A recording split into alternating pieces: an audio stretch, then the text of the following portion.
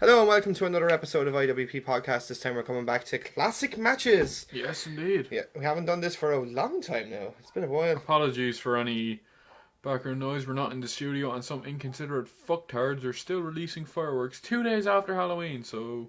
Yes! Yeah, good times. As you can see in the title, this is going to be the first ever Elimination Chamber match, which took place at Survivor Series in 2002, which was 15 years ago this month. Wow. It took place in Madison Square Garden in the infamous New York City. Yep. In a crowd of over 20,000 rabid wankers, as I like to call them.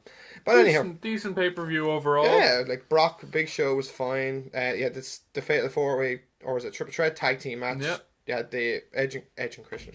Edge and Rey Mysterio, you had Kurt Angle and Benoit and Luis Guerrero, which was a fantastic tag match. It was brilliant. You also had a few other matches here and there. You had the Hardcore Women's title match, which was actually quite decent. Yep. Then this match, who was in it was Chris Jericho, Booker T, Kane, RVD, Shawn Michaels, and obviously Triple H as the champion. And obviously he does not walk out champion. No. This, of course, is Michael's first match back from his near career-ending back surgery. Well, his second match, because obviously SummerSlam. First big match. Oh no, Triple H. SummerSlam was unsanctioned. This is his first. I still include. I don't believe in this non-sanctioned bullshit. Yeah. Well, yeah, it's his first major big match. Yeah. Kind of in terms of like gimmick kind of wise, anyway. Yeah. Well, obviously Triple H there's no DQ, but this is inside a fucking steel fucking chain fucking cell basically, or chamber, whatever you want to call it. I remember reading in Jericho's biography, he said he didn't think it was going to be that big until he got inside and went to the center, looked up and he nearly shit himself. That'd be Jericho, alright. Yeah. But yeah, the match obviously like, it's a huge structure. Yeah, obviously, the reason for this match is because Eric Bischoff wanted to basically show how much of a big pair of balls he has. Yeah, he wanted the top Hell in a Cell, basically. Which was Brock Lesnar Taker at No Mercy, which was amazing.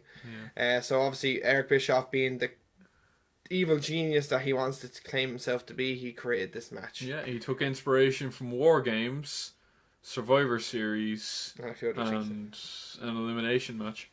So yeah, and then comes the Elimination Chamber. Yes. So, and that's how it started. The match itself is very good. The first few minutes it's like any classic Triple H and RVD, Rob Van Dam running circles around Triple H, a lot of flips, a lot of classic RVD spots. We get a flipping rolling thunder to the outside, which was quite nice. Yeah, it's the first real kind of big move we see in the chamber. Triple H gets busted open within minutes. Yeah, that's Triple H, alright. Yeah.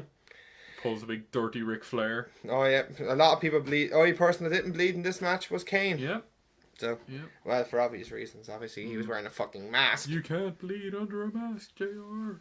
I love when people say that. Yeah. But no, the match is, the first few minutes takes a few minutes to get going, like any other kind of match it is. Yeah. But it kind of gets together when there's only 3 of them left. I think that's when the story kind of tells itself. But no, already Triple H beat each other up for a while. Then here comes Chris Jericho. After Jericho tried to basically shove RVD down with him into the steel pot, into the pod. Yeah. Van Dam went up to the pod and Jericho kind of grabbed his leg.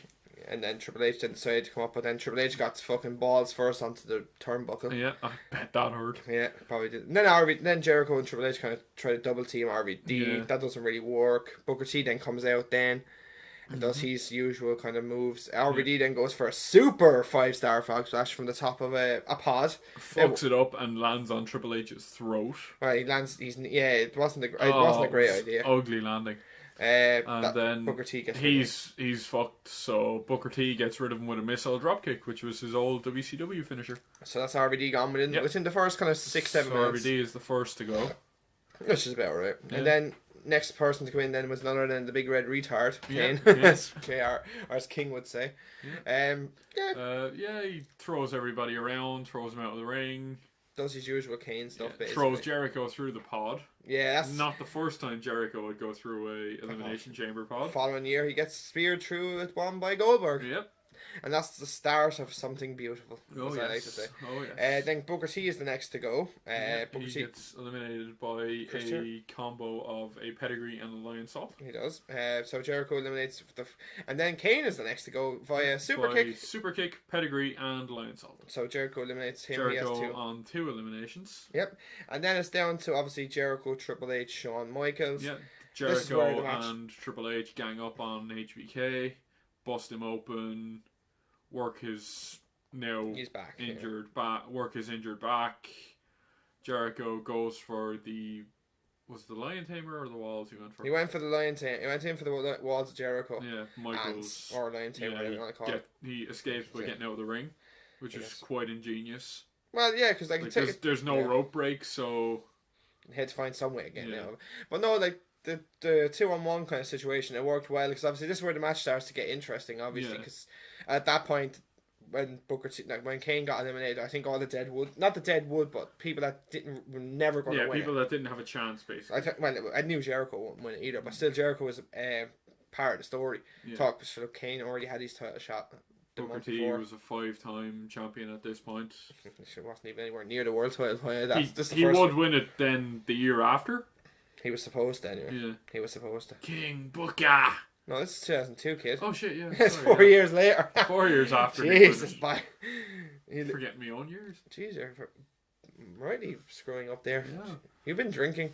Maybe. Okay. I've been drinking root beer. Oh, that damn beer. But no, it went down to the final 3, and then we obviously Jericho, Triple H. Those two now, these two never got along around this time. No. So you can see it was so kind of refreshing to see. Well, that's because the year before Jericho won the title and Stephanie basically made him his bitch, her manservant. Right. So. Yeah.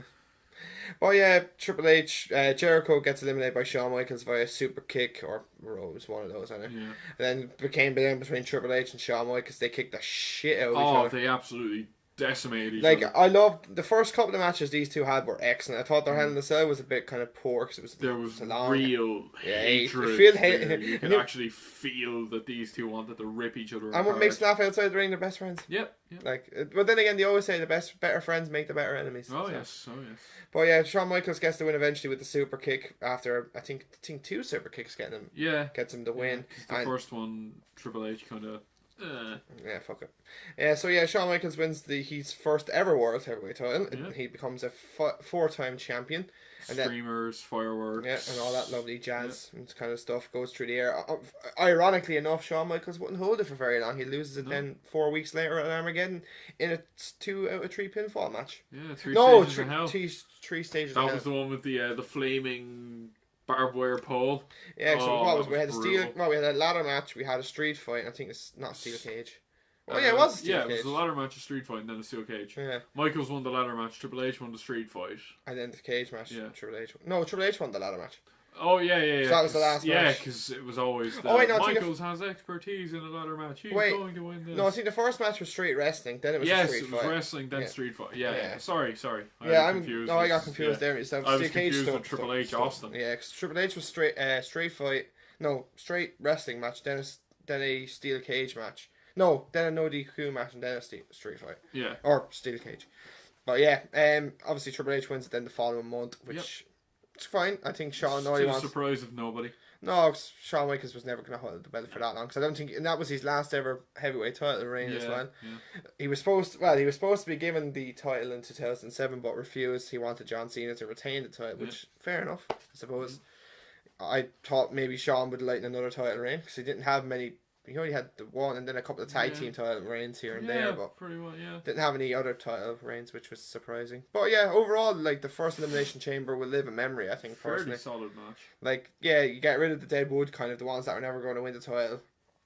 Bring it down to the people that actually are working a story together. Obviously, Jericho and Shawn Michaels were starting to build on their little rivalry here. Yeah. Triple H and Shawn Michaels still had theirs.